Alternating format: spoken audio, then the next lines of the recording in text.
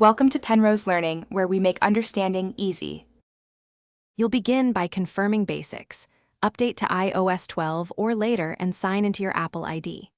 Once done, choose whether you're configuring the child's phone or your own. That choice changes some defaults.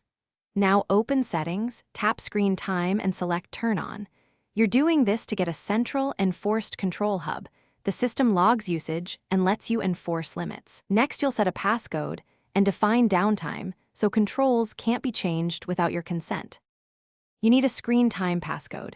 Choose a 4 or 6-digit code you won't share.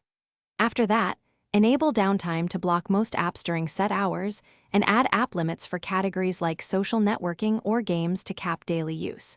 Make sure Always Allowed only includes necessary tools like phone or messages. Then open Content and Privacy Restrictions. Restrict explicit content, limit web access to specific sites, and require a password for purchases to prevent accidental. If you manage a child's device, set up family sharing and add the child account so you can adjust settings remotely from your own device. Once added, review every control, test downtime, try an app limit, and verify content filtering works.